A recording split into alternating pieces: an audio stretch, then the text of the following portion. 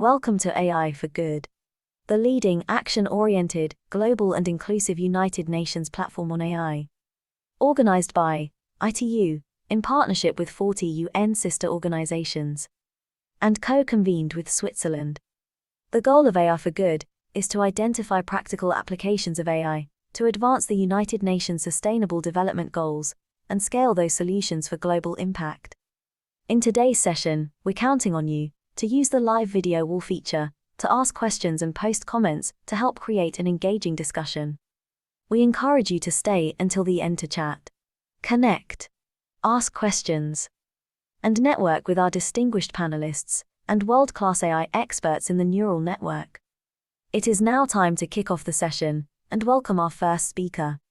The floor is yours.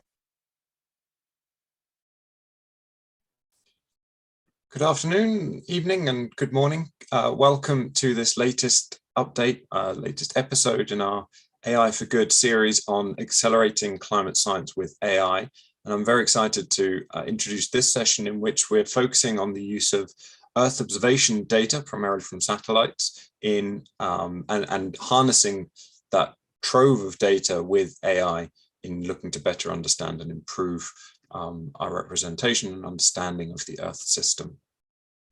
Our first speaker will be Professor Xiaozhang Zhu from TUM, so Technical University in Munich. She was won the prestigious Helmholtz Junior Research Group in 2013, was appointed to full professorship in 2018, and now also, 2015, and since 2018 also heads the EO Earth Observation Data Science Department at DLR. So we're very pleased and privileged to have her join us here today. And without any further ado, I will pass you over and welcome you to the stage, please, Xiaozhang. Thanks a lot, Duncan, for your nice introduction. I will now share my slide. I hope things are working. All right, yeah, so it's great to be here. I'm Xiaozhang, so heading the group of data science in Earth observation at the TUM. And today I will share with you our activities in AI in Earth observation for social good. I don't know whether all audience are familiar with Earth observation. Here is just a conceptual video that we are working with low Earth orbit satellite, on which we mount different type of sensor, let it be optical sensors, hyperspectral sensors, or radar sensors. And then we are making the measurements of the Earth surface. And while satellite is orbiting, Earth is also rotating. So basically, satellite remote sensing is the way to really get global information of our home planet. Well, we are now living in the golden era of Earth observation, mostly because of the big data. And there are a lot of national or European level activities. This is just a view of Europe. Besides the typical science and the meteorology 9 of the missions, the real game changer in the field is the Copernicus program with its Sentinel satellite fleets. So they are basically mapping the Earth on a weekly basis with data, with different type of sensors. And these data are open and free. And this, of course, also changed the way of us doing Earth observation. And here is just a view from the German Remote Sensing Data Archive. And you will see that we are now with more than 40 petabytes of data, which will become 140 petabytes in 2030. And yeah, here comes why do we need AI and data science in Earth observation? I introduced already the observational system. When it comes to application, we support Earth system science, like UN's SDG and many other applications. However, it's easy to imagine what the satellite measures is not exactly what the end users want to have as geo-information. Therefore, a very important bridge is called information retrieval. So we're using techniques from AI and the data science combined with the physical models of the measuring process and turn this data to data research services application that can be directly used in different downstream applications. Now comes to the mission of MindLab. We are working on AI and data science in observation, put a particular application focus on societal grand challenges, urbanization, climate change, and the UN's SDGs. And today I will give you some examples of the research, what we are doing using AI for societal grand challenges. The first one is rather related to UN's SDG 11, related to the cities. I think it's agreed to everybody that urbanization is a mega trend after climate change. And however, if you look at the process of urbanization, then you will see that urbanization is mostly happening now in developing areas, let it be Africa, South America, Asia, showing us light blue color on the screen. And for these areas, then we are actually still at a stage that we are not yet having the first information to get informed about urbanization. If you talk about open data for urban research, I guess everybody will think about OpenStreetMap. And here are some numbers with the status quo from 2021.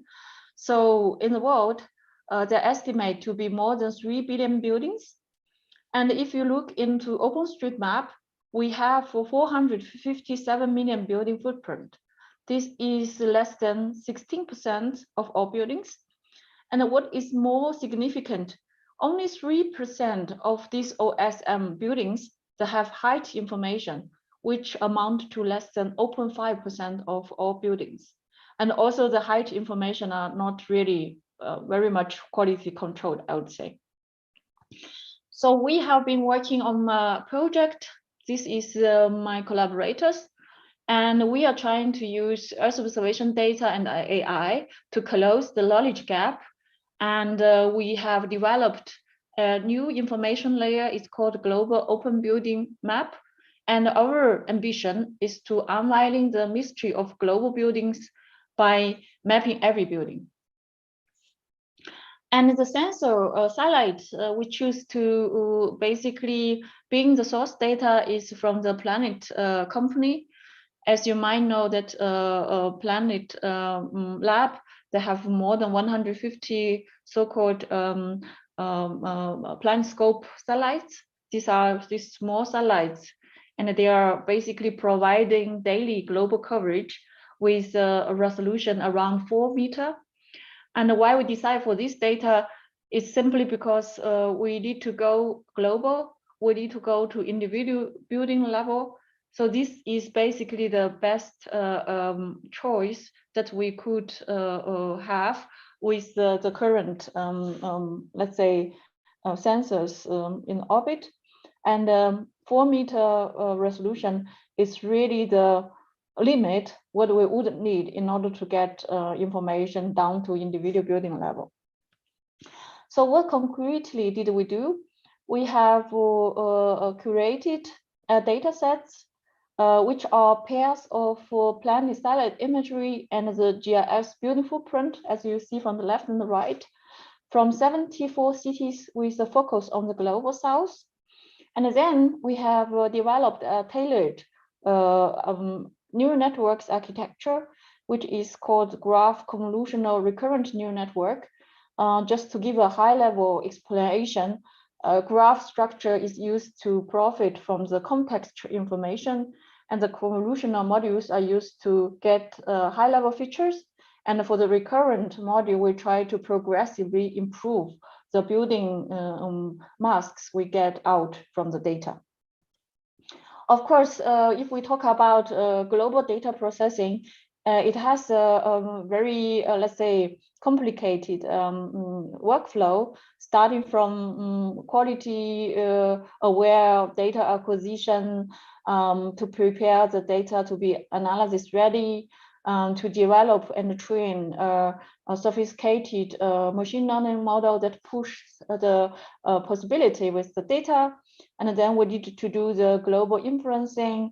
And finally, in order to make sure there is the quality control, we need to do post-processing by editing and filtering the resulting building masks. Just to give you a data overview. So what you see on the screen is where we are selecting planet data, actually depending on the quality, either the data itself or the base map, which is mosaicked in order to get rid of clouds. In total, we are dealing with around 800,000 planet satellite imagery. And this is the key results we have get. So here is showing an overview of the global buildings. Red is from Google building footprint, and the green is what we get with our global open building map, and the blue is the OpenStreetMap buildings. So whenever you see these colors dominant, this means there's more information from this source. And if you see some blending colors like cyan, this means both ours and OpenStreetMap have data. This is the case in Europe, for example. And if it's yellow, this means Google and ours provide good data. This is the case, as you see on the screen, in Africa. But still, you see there are a lot of greenish areas. This is where we are closing the information gap. And now let me show you two examples. I have chosen two capital cities in Africa. This might representing the cities in Africa which you have the best data open source. And if we look into Cairo, then what you see, yellow is OpenStreetMap data and purple is ours. You see that, of course, with OpenStreetMap is vector data, we get much regular shape, more regular shape of the buildings.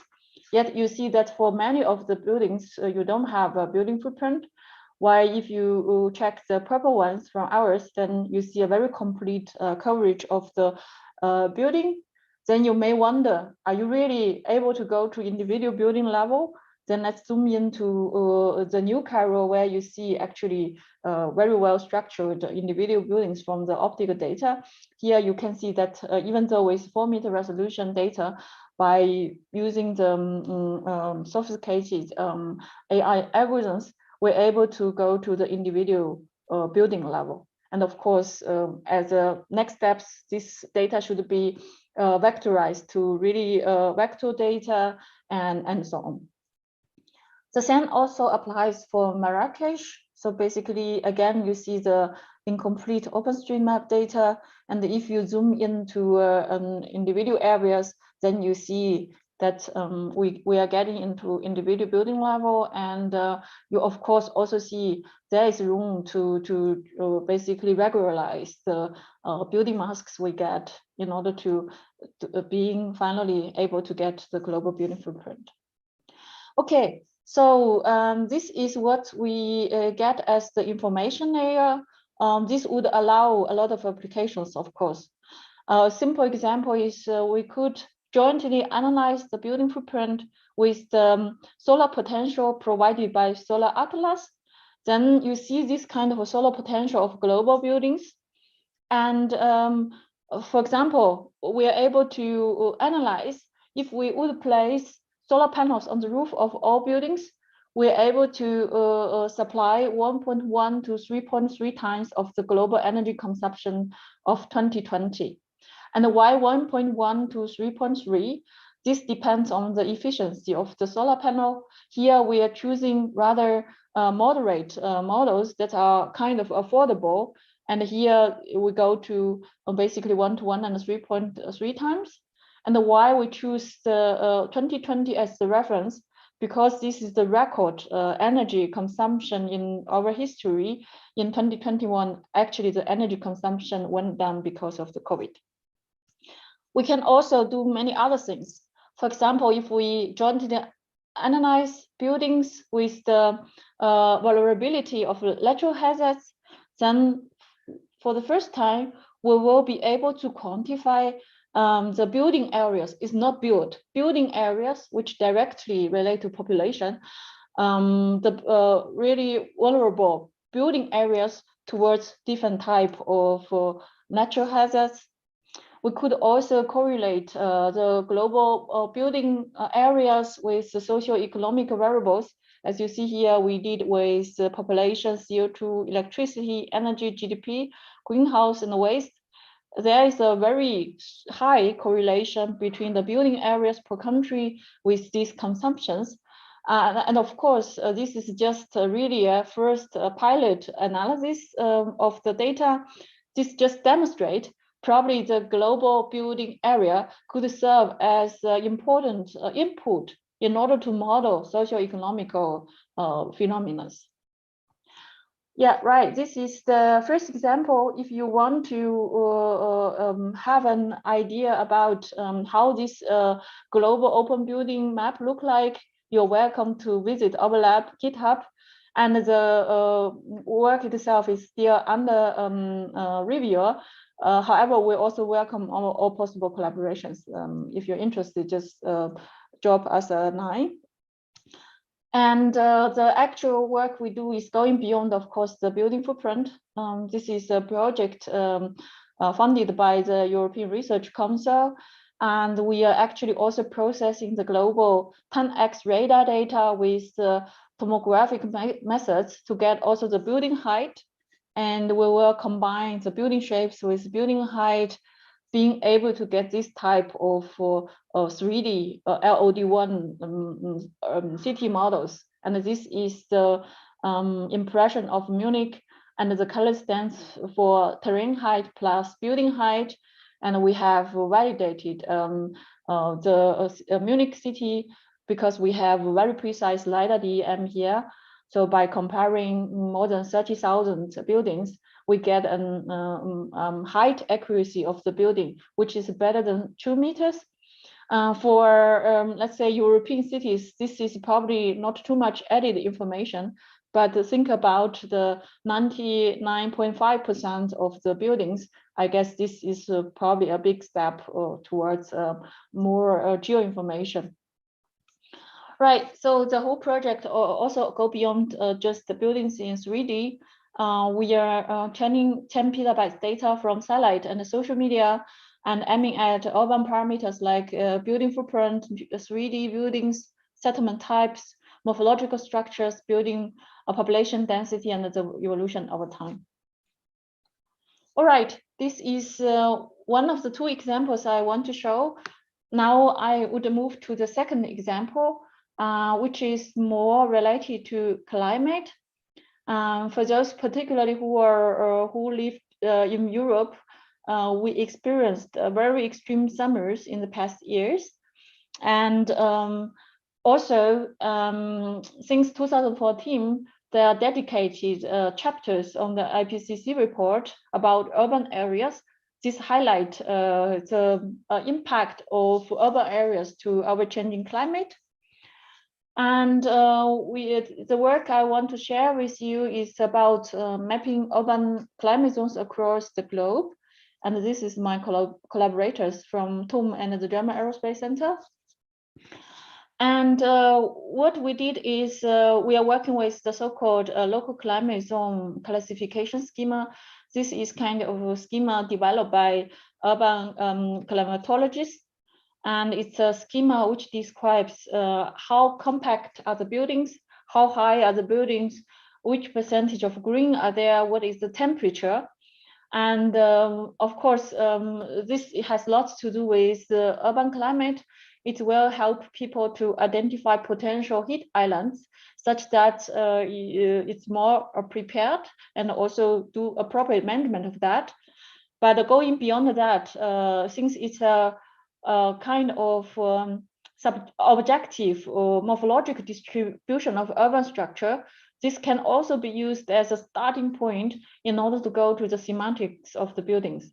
So for example, if you look at the 7th class, lightweight, low-rise, this basically also reflects our understanding for most of the slum areas across the globe. Of course, slum have different appearance at different cultural zones. This is something we need to consider on top of that, but we are convinced to get a kind of urban climate zones, it will also serve as a good starting point in order to further getting the functions of the buildings.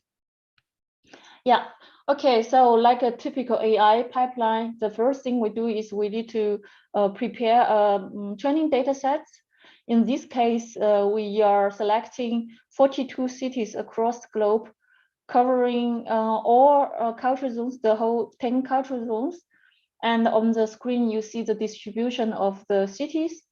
And of course, later on, we added some more cities in order to get a balanced, let's say, training data sets to cover the scale classes. These are the red dots. And on the top of the slide, you see examples of the 17 classes, how they are defined. This is first row.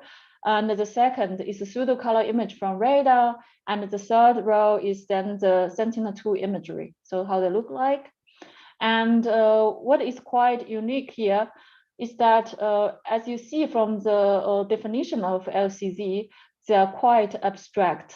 Therefore, they are ambiguous when people try to give a label to a certain image patch.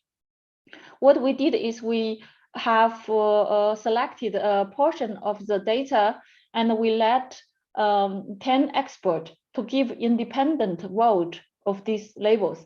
So this means we're not only getting a label, we also provide a labeling confidence. And this results in more than 400,000 pairs of Sentinel-1, Sentinel-2 image patches with LCZ labels and the label confidence. And yeah, as I said, the unique point is this voting. And this can also be going beyond just train the model for this application. It can also be served as kind of a benchmark if you want to develop algorithms for image classification, you want to quantify uncertainty, or for deep topology learning in the context of data fusion and so on. Yeah, all these data are open. And of course, once the training data is prepared, for different type of data, there are more suitable architectures. Here, just as example, if we talk about multi-seasonal Sentinel-2 data, I guess it's not completely off the track if you try to use REST blocks to extract feature, then stack with LSTMs to model the temporal behavior in order to get a good LCZ classification. And for example, we are also working with TunnelX data. In this case, actually, the best choice would be ResNet with very deep layers. All right. So what I'm showing you here is the first global urban local climate zone classification. And of course, the more interesting part is the reddish part. These are the settlemented areas. And if we go to Munich, for example, here we overlaid LCZ classes with the LOD1 type of city models we developed. And what you can see that we are able to get a good impression. The reddish areas are the compact built areas where urban heat island might happen. And the orange areas are more rich areas with houses, and the gray areas more industrial areas. So you get a good feeling about the structure of urban areas. And here is just a comparison of global urban footprint with the LCZ, just to show you the difference in the information content. And you can also do a lot of applications with this type of data. Here is just a pan chart of the proportion of man-made structures, compact, high-rise, middle-rise, low-rise, and so on. And if we analyze such a pie chart jointly with the population data we have, it is already possible to quantify a global inequality problem. And here is analysis with the 1,692 cities we processed. These are according to UN cities with population more than 300,000. And the conclusion we get is around 40% area of compact or large low-rise. These are apartments, slums, and so on. They are accommodating about 60% of total population, and about 30% of the sparse built area. These are more houses. It's only accommodating about 10% of the total population in these 1,692 cities. And of course, we are of open access, the LCZ maps we have, and people can also do other analysis with that. Okay, yeah, so this is the example I want to show. And here I also want to give an overview. In our lab, we are of course doing much more than what I'm sharing with you today. So I gave example about urbanization. We're also working about natural hazards, for example, to detect volcanic areas from INSA deformation results. We are also working a lot related to food security, try to predict crops types, or try to predict yields, provide benchmark data sets for the community, etc. And we work a lot also on UN's SDG. Here is example. We are trying to map all the informal settlements from the satellite data. And we also work on applications on crisis response, climate change, and social dynamics, safety and security. And yeah, as last part of the slide, I give a very quick overview about the methodologic focus we do, because I believe many of the audience are rather from the methodologic angle. And here we are working on, for example, physics, where machine learning try to implant physics-based or domain expertise we have in Earth observation with the data-driven approach.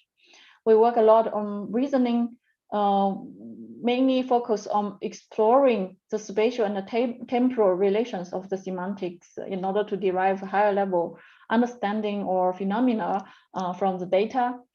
And we work a lot on generalizability and transferability, because very often we have data available, or training data available for a certain region, yet we're aiming at making inference of a different region.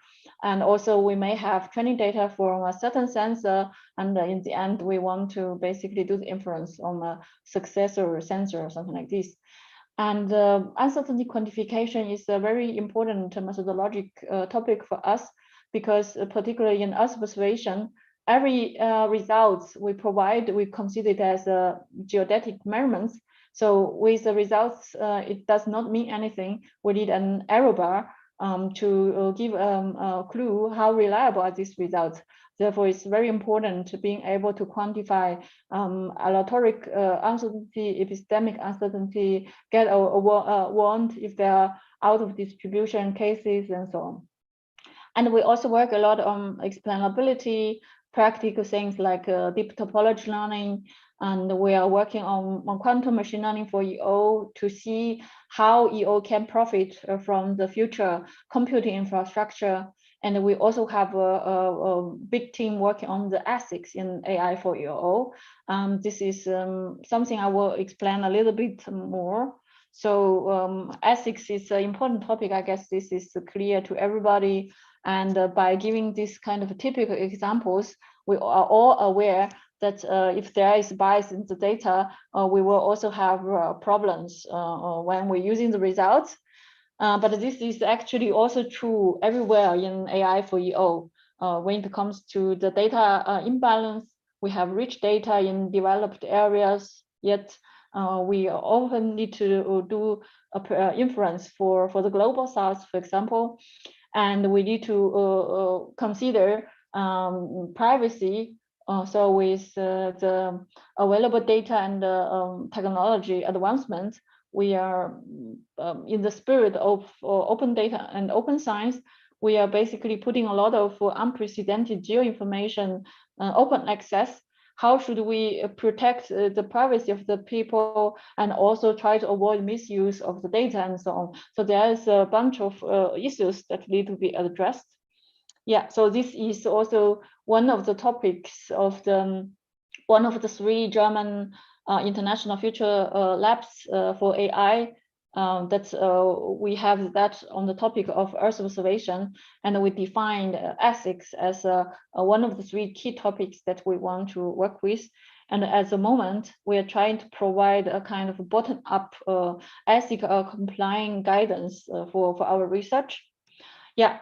So last little advertisement, the Future Lab AI for EO is still running until at the moment, August 2024.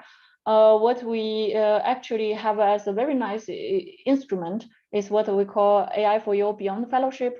So this means we offer funded 3 to 6 months research stay in our lab, and the criteria for selection are solely based on whether you have an innovative AI for EO topic or if you are a talented individual. So this would be an opportunity to engage also with the community.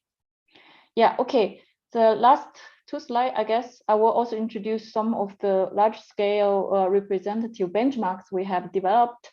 Yeah, I think this is probably known to everybody, the importance of the training data. In particular, I think we are actually quite satisfied with all the architectures which is already around as backbones. Training data is in particular important if you work on real world problems. And we have provided a bunch of data sets. We call it our EarthNets. Very soon we will also announce a platform accommodating more than 200 benchmark datasets in the community. Stay tuned. And here are some examples. For example, the dynamic EarthNet, we are working closely with Planet Labs, and we provide harmonized daily planet data with Sentinel-2, and we provide data with high quality labels for change detection for crop applications. We provide also data Sen1 to MSCR. This is rather for cloud removal with Sentinel-1 and Sentinel-2. And we believe in the future, the Earth observation data will become videos. It's good to have data sets be prepared to explore such data. Therefore, ERA is a benchmark we published for event recognition in aerial videos. And also there are many to come. So for example, for benchmark for molecular height estimation, land use, land cover, scene classification, visual question answering, and so on. All right, so here are my final statement of today. And I would like to advocate Earth observation is an important field of applied AI, and also big EO data and AI for EO offer invaluable geoinformation, which helps us to shape a sustainable future of our home planet. Okay, thank you very much. And in the end, some details websites if you are interested into more details of what I'm talking about today. Thank you. Fantastic. Thank you so much, Xiaozhang, for a great overview of all the extensive work that you're doing in your group. I think it gave us a really nice feel for all the things you're doing, and I'm glad to see an advertisement as well for opportunities for some of the early career students and researchers who might be watching. So do reach out to Xiaozhang if you're interested. I will take questions at the end if that's okay, but feel free to put your questions in the chat currently in the neural network. We can then go through those at the end of the session, and we'll put those to Xiaozhang. I do realize that I think maybe our AI avatar neglected to introduce me. So I'm Duncan Watson Paris, and I'm a researcher at the University of Oxford, just in case you're wondering who this person is who is introducing.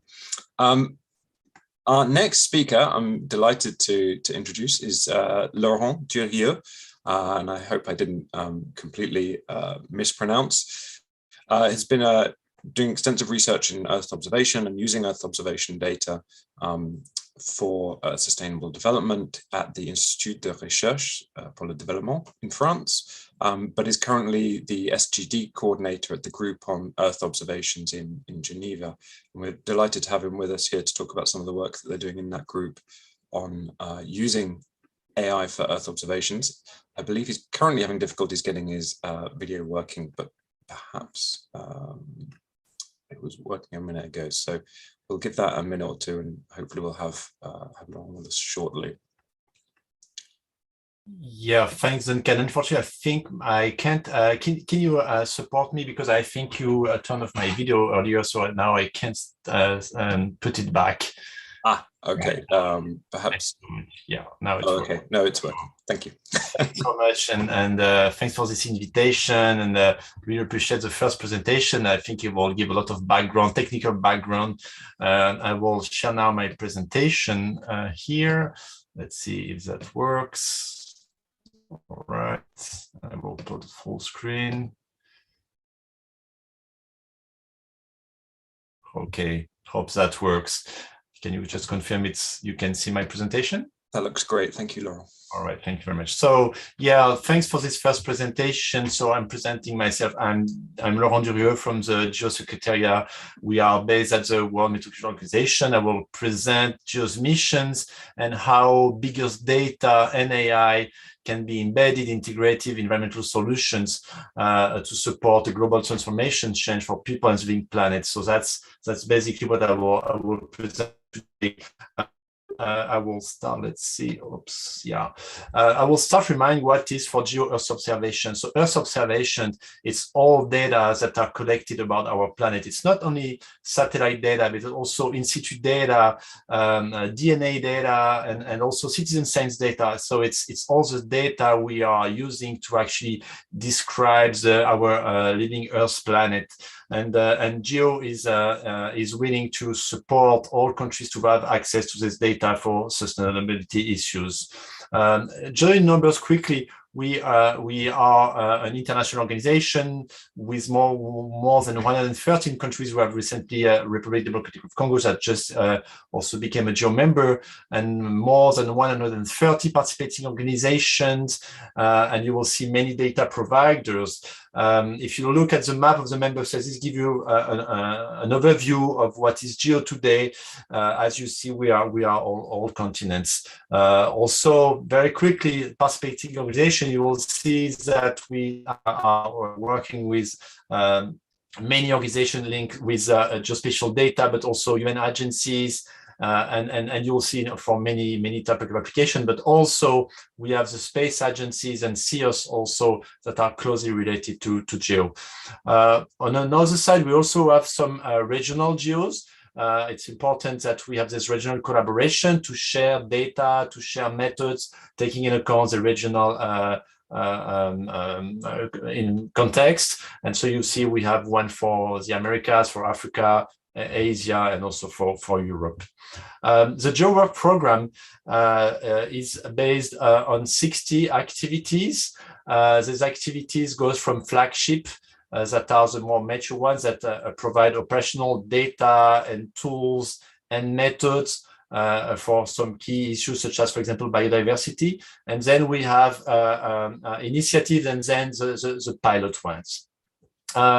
Geo is mainly focusing on creating this Geo community of all Earth observations users and developers for mainly four focus areas that are the Sustainable Development Goals, the climate change issues, disaster risk reductions, and now we have a new one on urban resilience that the first speakers presented very well. If you look at just the SDGs, remember that SDGs are more than 230 indicators, multiplied by the number of countries. This gives you a spreadsheet of more than 44,000 cells. So this is already big data. This agenda, such as the SDG agenda, are really based on big data because they ask the countries and the UN agencies to deal with this spreadsheet. And one of the questions is how we deal with so much complexity, how we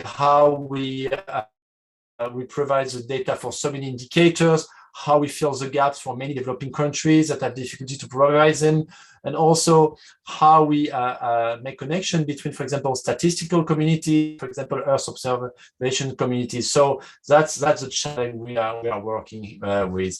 If we take the Sustainable Development Goals agenda, as you can see, this agenda is based on indicators to reach targets, and Earth observation can both help to monitor some of these indicators, a lot of them actually for most of the SDGs, but also can support to reach the targets. And so it's both activities that, for example, Geo is supporting. Earth observation, as you know, have some advantages because it covers a full planet, it's cost effective, you can have multi-annual and historical data, it's regular, so it's a good baseline for many of these indicators and targets. One of the things when we talk of the world of today, of course, we all have a smartphone, or not all of us, but a lot of people have today a smartphone, even in developing countries.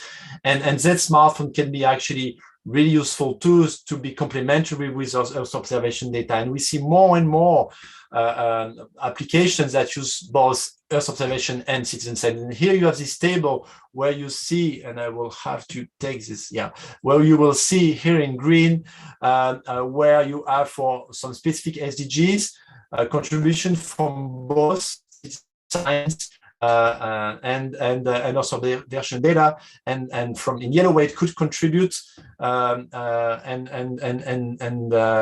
and then you see that it covers most of actually of the SDG agenda. And I made a mistake. I think it was in yellow and black that you have both Earth observation and citizen science. From the Earth observation world, when we look at this SDG agenda, you can see that our baseline is mainly biosphere. Our geo activities that you can see with the small logos here support mainly biosphere issues. We also support some societal issues and economical ones, but it's really on the biosphere side that, of course, that we can describe the land and the atmosphere and the oceans that we are mostly located. We also have some activities that are really looking at an integrated view of all these issues.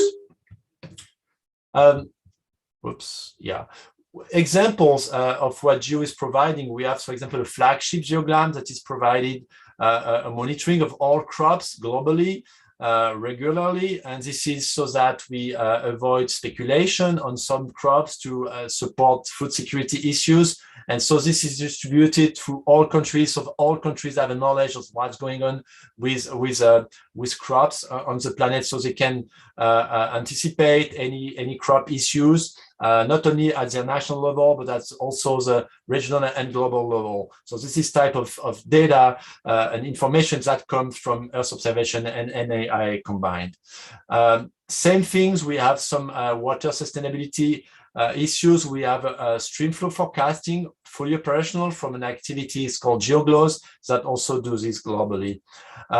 Same thing, we have some activities, and first presentation shows this very well. We have an activity on GeoHuman Planet. We are sharing information on and cities in general, in combination with many space agencies and many groups. And this is one example. This is the Atlas of the Human Planet that shows the data, for example, on urban areas. Also, we are developing application, for example, health environment issues. This is an example of dengue in Southeast Asia that is using models and data on wetlands and on population location that combine help us to monitor dengue and also help to support the health facilities. Other application for sure is working with, for example, tropical deforestation, and it's also where we work with new space agencies such as Planet to deliver data, for example, with the NICFI program, and deliver methods to have actually this data transform in deforestation mapping solutions. Geo is also supporting tools when we talk about AI and big data. You know, tools are important. We support open source tools. You have here some examples, and we support the not only access to them, but also capacity development to use them and knowledge about the possible application and success stories around these tools. So I think you've seen kind of an overview of what Geo is doing and how the Geo community can support these global issues. But one thing that is our new way of thinking at Geo, when you talk of all these complex SDGs, it's one thing if you take them one by one, but it's something else if you actually take them as a whole. And what we see here at 8 years from the end of this 2030 Agenda on Sustainable Development Goals, we are not fast enough. We need to accelerate. We need to be more effective, more operational. And for that, we need to look at integration. We need to look at synergies and trade-off. For example, if you take here, you have this food system narrative that we know that if we want to feed 10 billion of people by 2050, we will also take into account that 30%, for example, of the greenhouse gas are resulting from land use and food system activity, that 2/3 of the biodiversity loss is actually linked to food systems. 2/3 of freshwater use of the planet is used in agriculture. 50% of the land available for production, for food production, is used by the food system, and 1/3 of that land is already degraded. So this was a declaration from Sean Clean from the World Economic Forum, and you see that you can't look at food security looking at water, looking at biodiversity and climate change. So one issue we have to tackle today is how we can support this integration challenge. If we look at this challenge from a geo point of view, you can see here you have a graph and you see all geo activities and you see that they are all linked. And if you take one in particular, you will see, for example, that SDG 2 on food security is also linked to a specific indicator, to land cover, that is also linked to the other SDGs. So we are actually mapping these links and seeing how we can support better these integrated views. Another way to look at that, this was a work done by some Swedish colleagues some years ago, and that show, for example, the interlinkages between some SDGs. You see in green here how when you try to tackle to reach a target, you are actually also supporting to reach other targets, but in red you will also see how actually you have some trade-off that you have to take in account. So that's actually how we see our support today. Is not to looking at this global issues separately, but really in an integrated way.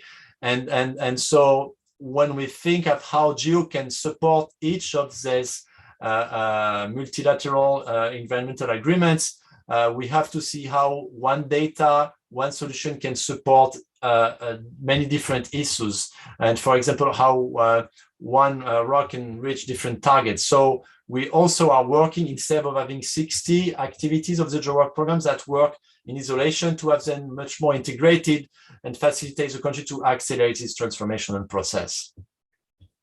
One way of looking at this is, if you look at each of these issues, we identified some essential variables. So for example, we have essential climate variables that need to process the climate models that come from Earth observation. We identify them with support to have analysis-ready data, for example, to be able to have regular processing and operational processing of this data. We have the same with the essential biodiversity variables that were fully defined, but for other fields such as water or climate or transport or energy or even agriculture, we didn't define them fully.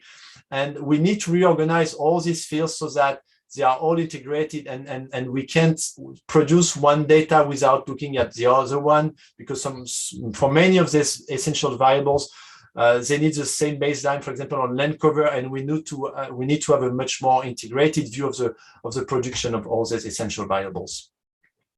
One way to have access to all this data, because when you talk about big data, the first question, of course, is where are the data? So Geo is one of the main missions of Geo is actually to develop the Geos infrastructure, the system of systems where you will find 400 million type of data. It's a lot of data that you can have access to.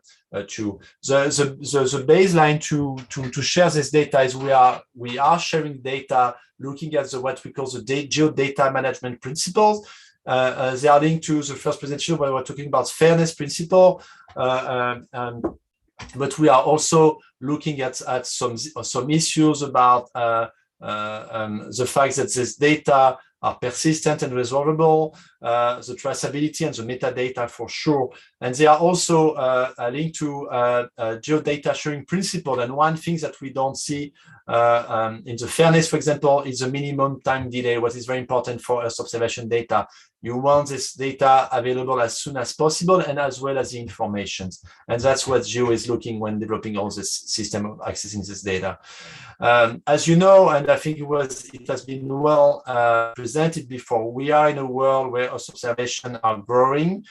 We are Geo supported from the beginning the openness of this data with Lancet data, as well as CBERS data, and for sure now Sentinel data. And we are also discussing with, for example, countries such as Japan or China that have a great Earth observation program to see how much we can open this data.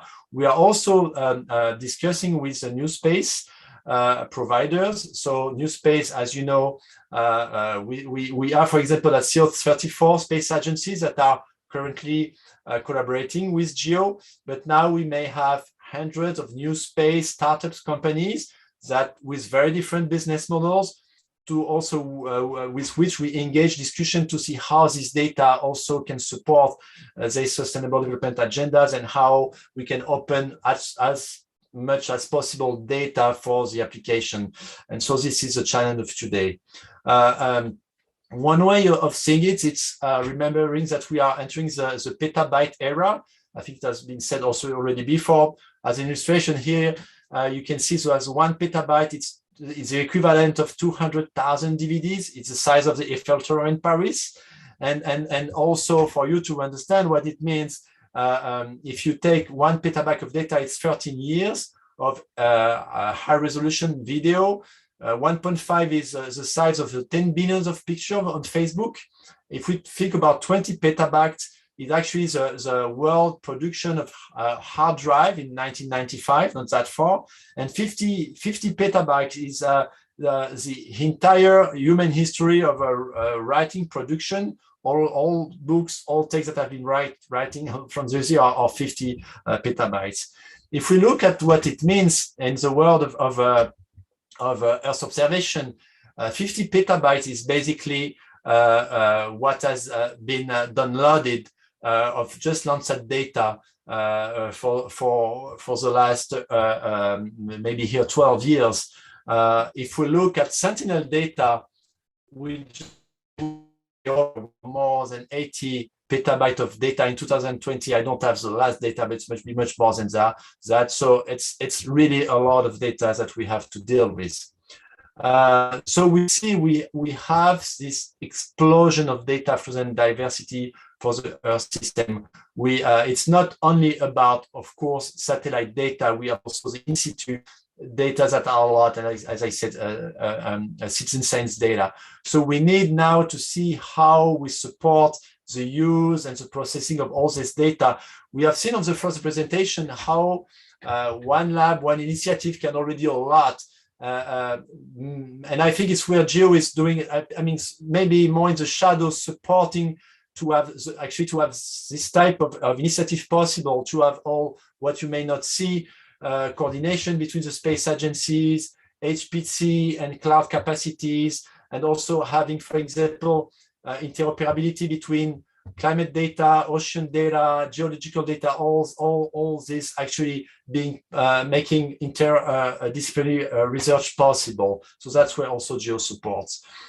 Because that's one of the big data paradox. When you have big data doesn't mean actionable knowledge, and there is really a lack of reporting of actually what we can do, a lack of reporting of how much of this data are actually really used.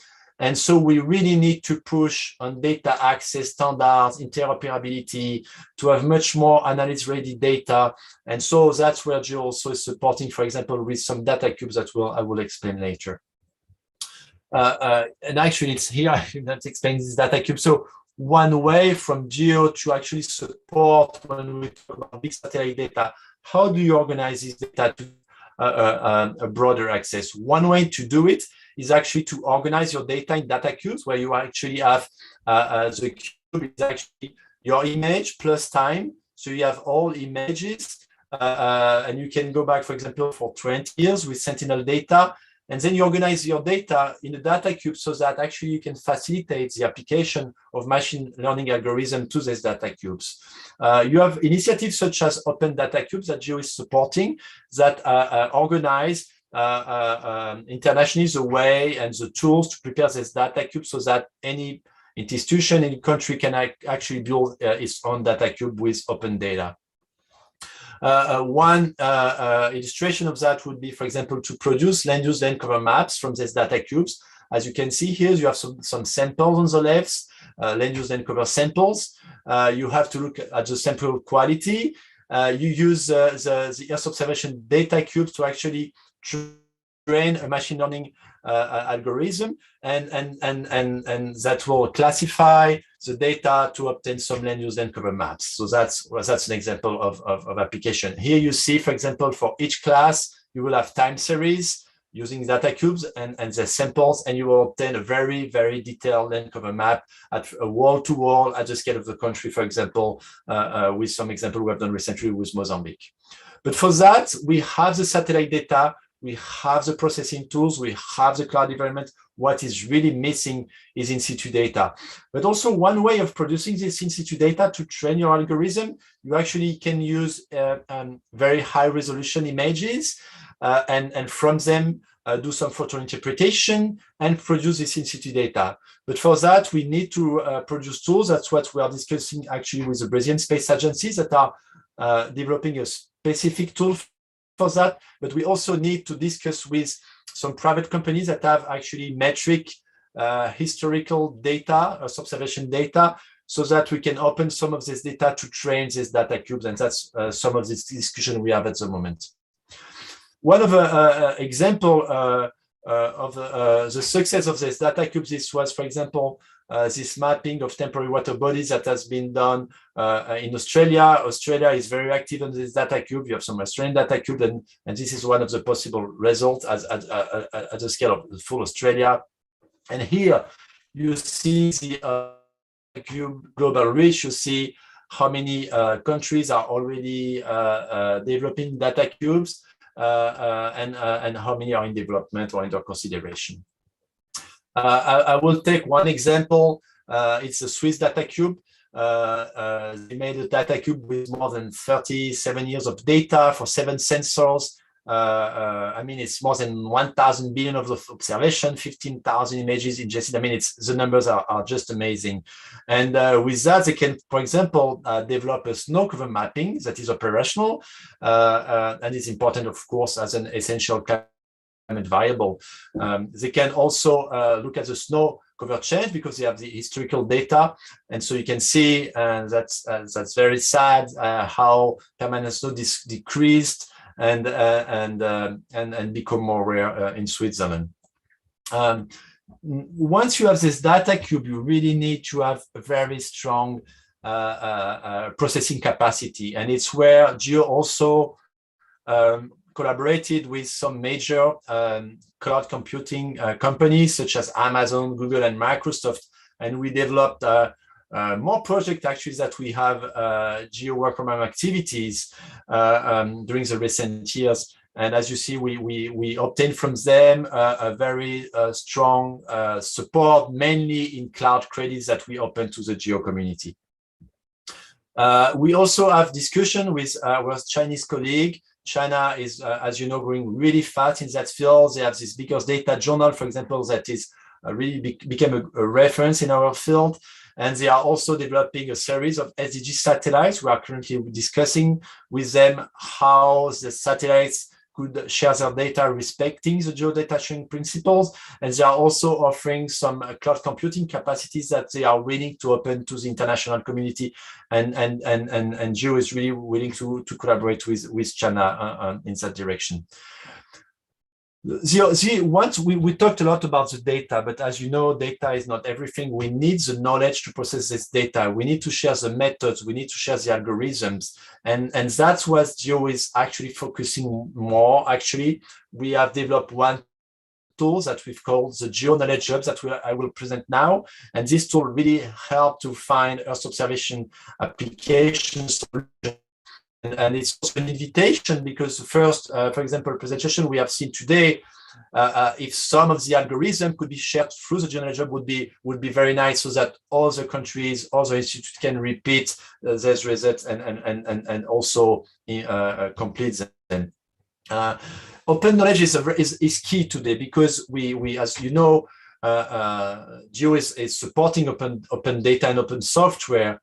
But we're also supporting open infrastructure and open education, and it's the full, when you have the full pack of these applications that you really can reach this open knowledge ambition. So how can we accelerate that? How can we empower the countries to face these big data and societal challenges, and where are the available open applications? That's a question that is very much asked by our community. If you can take some examples, as you've seen before, Geo is developing application on mercury, on agriculture. We have developed data cubes. We have application on urban application or wildfires. How we give access to all these tools and data to our community and our member countries. One idea we worked on, as I said, was to build knowledge packages. Normally the way we have to share this knowledge is through scientific papers, but it's in the world of AI and big data, it's not enough. You need to know where are the algorithms, you need to know where are the training data, where are the Earth observation data. So you need all this information and build these knowledge resources. If I take an example, for example, of Centro-Agri, it's a use of Sentinel data for agriculture. We have an original publication, great. We have remote sensing and in situ data, great. We have an open source software, all right. We also have some training material that is shared. We have this sandbox computing environment that you can use that is also open. And we have then the results. Why basically Earth observation, from this example, is not reproducible, because generally we don't have enough documentation. We don't have all the data. We don't know where are the software or the version of the software. And there are so many platforms, we are lost in the platform. So we actually need to take all what was said before from the Centro-Agri application in a knowledge package to facilitate this application. That's basically what we see for the Geo community and what we need to apply Earth observation, AI and big data components. We really need to give access through API to this cloud platform, this data and this algorithm and knowledge. So that's basically what the Knowledge Hub is doing to really build this collective intelligence through open knowledge to address this societal and environmental change. And I really invite you to visit this Knowledge Hub website. To finish, maybe on these issues, we in the recent years, as we are observing the planet with Earth observation, we have looked a lot at deforestation, marine pollution, land erosion, coral bleaching, urban sprawl, glacier retreat, and as you see, it's all negative. We really focused, because it's mainly what we have seen during the last 20 years, on this negative impact of human activities on the planet. And really what we really want to do now is to focus much more on looking at the positive, for example, nature-based solution to reverse the trend of degradation and go to a much more sustainable planet. And this is also an invitation to apply Earth observation, AI, and big data to look, even if They are not at the size, I mean, but they are not invisible. They are becoming really visible. We see more and more cities that are being more green. We have greening development. I think China is a good example. We have half of reforestation compared to the deforestation globally. We also have a lot of places where rivers were clean and we have better water. We have a lot of places where we have agroforestry. And so it's also where we also would like to focus our effort for the coming years to accelerate this transformation, and also to see what are the impact, because as again, if you look at the reforestation program only from a carbon credit point of view, you may forget about the fact that if you plant only monospecific trees, you will not positively impact on, for example, biodiversity. And also to reward your reforestation efforts, you may also look at the water cycle impact or as a local economy impact. And this is also places for Earth observation and AI applications.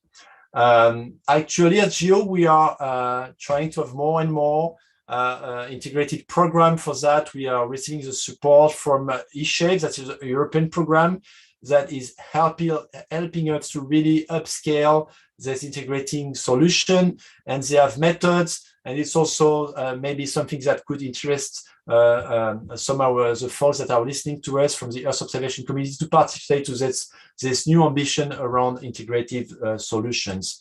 And I think I will stop here my presentation today, and I will be open to any questions. Thanks again for the invitation. Fantastic. Thank you so much, Laurent. Another great overview of a lot of work going on in this space. I would like to invite Jiazhang back to the floor. Thank you. Hello. Good to see you. Okay. I want to just double check that I haven't got the neural network, so our participants are on the social platform that ITU have kindly set up. So if there are any questions, hopefully those will be piped through to me here. But in the meantime, I thought maybe we could start with a question to both of you. One of the things that struck me, and actually you both touched on this, was the challenge and the difficulty in increasing access in this huge amount of data, and indeed the tools that we have developed on that, and you have showcased today to researchers in a developing world in particular, who may not have the resources to really work with these volumes of data. I think Laurent, you described the knowledge package, which sounds a really nice way of kind of packaging these things together. Are there opportunities to work on the data kind of in situ in the cloud rather than having to download it all and work with it locally? Is that something you're exploring with your workflows? Yes, absolutely. One issue with the in situ data is that when you go on the ground, it's very expensive you want maybe to describe a land cover in one place, and you go on the ground and you take pictures, and you have to explain and to put some metadata of your in situ data. You can share it for one application, but the great thing is if you can put it on a platform and that all scientists can actually use this data for many applications. So that's one thing. It's not only about downloading the data, it's about the cost of acquiring your in situ data and sharing it. But for that, you need a reward. You need that the person that actually did the effort to get this in situ data are rewarded about it. And so I think there is a lot of question about how you reward all these efforts.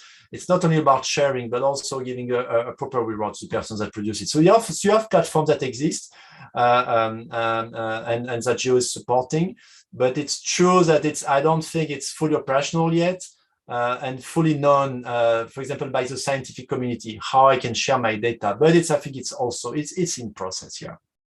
Great, thank you.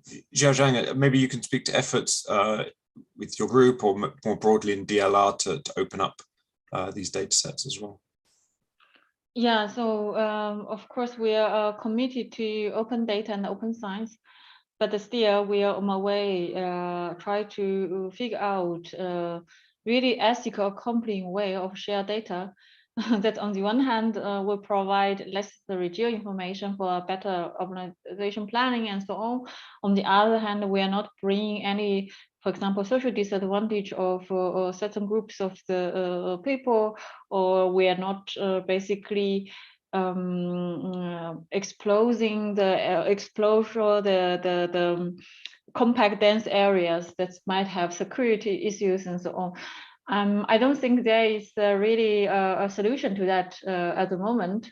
It's rather a topic that leads awareness of the community that we work towards some solutions for the future. Yeah, and hopefully, yeah, events like this, engaging broader community can help to shape that. Maybe well, I have you actually. I had a slightly technical question on one of the slides you showed, which was fascinating. So you took the building footprint data and calculated an estimate of the solar power that you could get if you roof, if you covered the roofs in solar panels for every house in the world, or every building, every house, every building. Yeah, every building. Did you account for differences in kind of the different solar angles and the weather in the various places? Yeah, we have calculated angles and the losses for different type of let's say conditions, and also the range of the efficiency of the devices. But nevertheless, I would say this is just a proof of concept study, and in order to really get let's say realistic, more close to the reality assessment, this would be would require the engagement also from the energy expert. We are just doing this as kind of motivating examples to show people how they can use the data. We rather see ourselves as a role as enabler. So provide this data, and the people can think about in which way they can do something for the social benefit. Yeah, great. No, I think that's a very a great aim. On the same kind of theme, I saw some work recently where people, maybe it was even people at Google, were looking to map the deployment of wind farms using EO data. Is that something you can do with your 3D building height model? Can you find and spot individual wind farms in your data? Well, so this is at the moment not really our focus. Yeah, it's an interesting question to explore. Fair enough. In which case, I'll put a question to Laurent that occurred to me. So, you had this really fascinating slide on the challenges in integration and the various different synergies between the SDGs. And the example I'm thinking of was on food production. And obviously EO plays a key role, vital role in kind of taking stock and measuring the current state. Are you able to talk at all about how those how that information plays into, I'm thinking of particularly the EU Green Deal and work on developing digital twins, and how we use that information to improve our ability to plan the transitions that we're going to have to undertake? Yeah, so actually, this you were talking about, digital twins and all the way we are today organizing the data. I think there are a big push from the scientific community. The scientific community is actually organizing the data in a way that it's interpretable. So, for example, I know that Germany and France, they are now organizing all the scientific data they have in one bucket, so that you can go by any door, but you will reach all scientific data from ocean data, oceanic data, atmospheric data, geological. And this make a big difference, because if you are not able to do this interdisciplinary to transdisciplinary research, you are not able to look at that from a scientific point of view. We also have a political push to make this agenda more integrated, because it's too much complex. When you talk with a country, the way we organize the ministers, and you come with this observation, and you basically say, we could work with all ministers, we deal with everything. How can we have this this connection between the scientific and technical work with the political mandate? And that's a big issue. The way we share the data from the national to the local level of political mandate is a huge issue. So I think at the European level, there is a push to finance there's research and there's exchanges that is quite impressive. At the moment, I still think we are still at a moment where we need more dialogue. There's a lot of prototypes. We can say exactly how we're going to solve such complexity, but we have some tools. And if you take the example you were talking about sustainable energy, and I think it's a really good example, because people working in sustainable energy, they are not only looking at energy, they are looking, for example, at the roof size and where they are located, something very different from experts in energy. And so I think it's also where integration is important. But I think it's great also for the students, for the young community to look at it. I think there's a lot to play with. And it's the question for us is how we open that, how we break these walls and really make this possible to play with and make a lot of new applications. That's the challenge. Fantastic. Yeah, no, I think you're in a good position to enable that. Do you have any questions for each other? I appreciate that perhaps you may not be familiar with each other's work. Do you have any questions for each other? Please feel free to ask. I would like to see if also Fred Chouching, I hope I say well your name. I don't know how much you are already working with Geo. So sorry, we have so many people at Geo. I don't know everyone, but I mean, we have a GeoVenere activity, and I know they are working on renewable too. And there's one thing I see when you talk of urban, I see many applications, and I think this integration part is needed, because when you look at the height, where the population, where do you have a loss of energy because of lack of isolation of some houses, or how can you integrate all this data on the housing? I mean, this is a question. You have one solution, for example, for renewable, but it's many. Where are you doing the greening? How can we integrate better this data? And also, do you know, as a scientist, how you can connect with UN Habitat, for example, and how we can help you for that if you don't yet? Yeah, okay. Of course, trying to get certain geo-information layers from big data is the first step. When we talk about the future, I don't want to use buzzword, but in the end, what we really need is the so-called digital twin. So we need all the information attributes of the urban environment. We need to basically bring in this information along with the model, being able to make predictions for the future, and being able to answer what if scenarios. This is probably the whole community has been working towards. But of course, we are really just standing at the beginning. Nowadays, I guess it's already. We are already quite proud if we are able to get a global quality controlled geoinformation with AI. And the next move would be adding all these sources together, add modeling, add predictions, add uncertainties, testing different scenarios, testing different laws or policy making decisions, and then see what kind of impact it would have for our future, right? We have still a long way ahead of us, so to say. Thank you, Xiao. I invite you also to look. We actually created a toolkit on urban application with UN Habitat on sustainable cities. And it's where we are sharing data and tools. So your data is always welcome to be shared on this UN Habitat platform, UN and Geo platform from our Hero for SDG activity. And it's actually where we're actually trying to put all data on SDG 11. From all SDG 11 indicators. So we invite, all open data to be shared there, so that because people go into Geo's platform at the moment and you write a keyword and it's so much data, people are lost and they want to know for this indicator, which data I use, which tool, and that's a curation issue that we need to do, because we can produce so many things with this data. We now need to also help the users because they get lost. And so that's one issue today.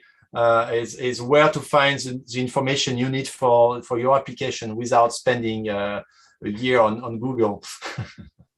That's actually a really good point, and there are a couple of questions in the chat on that point. And so coming at it from different angles. So one question was whether at Geo you're looking to develop ontologies to define these various different metrics and to support these kind of knowledge discovery approaches, or another that actually suggests maybe these new large language models, these AI models, can help users interact and find the information that they need from this trove of data.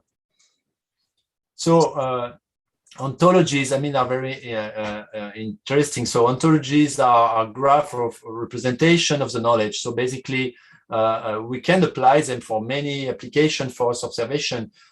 You can make an ontology, for example, to describe which element compose your land cover and which spectral data can help you to identify this element. So you can make a link from really the pixel to your land cover through ontologies. So that's kind of a dream for me. Personally, I used to work with it, and I know some of you colleagues are working, but I don't think at this moment, we have a well-organized ontology development for Earth observation applications. And so I think it's a good question, but I don't think we are there yet. But actually, the GeoNetJob could help to build ontologies, because you could actually, from the GeoNet, transform them in ontologies, and you could make this bridge. But I don't think there are developments as advanced as that at the moment.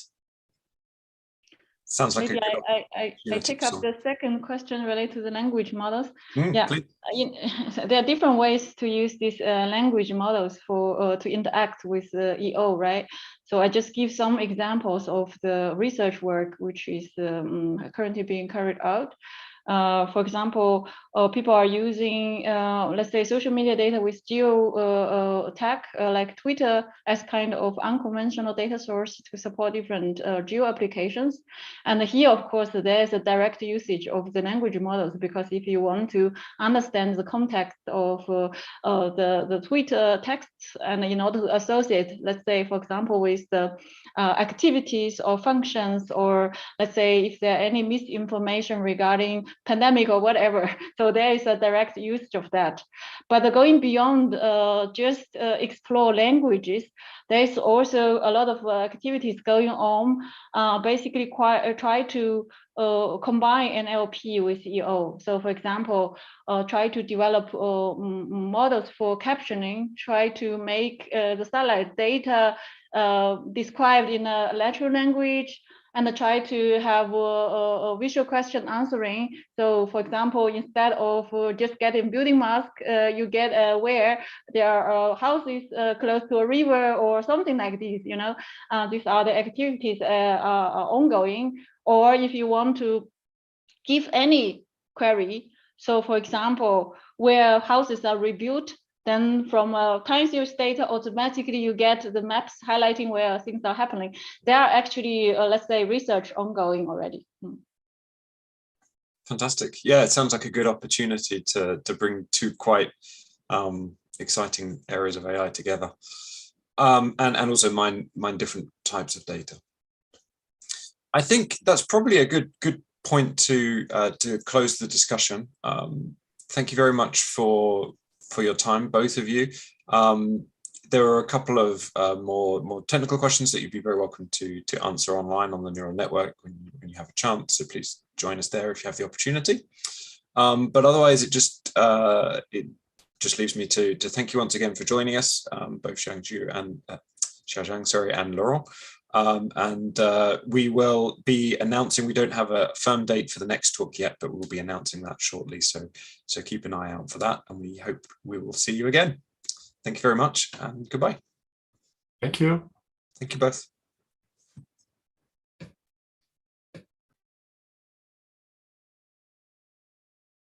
Thank you for participating in today's AI for Good session. We hope you've learned something new, innovative, and engaging in today's event. We now encourage you to continue the conversation on the live video wall in the neural network. Here you can ask questions, like and comment, share links, complete the poll, connect with interesting profiles, or speak one-on-one using the chat and video function. After the networking session, we invite you to explore the lobby, try the smart matching quiz, visit the virtual exhibits, poster boards, the e-shop, and build your personalized AI for Good program. Let's shape the future of AI for Good.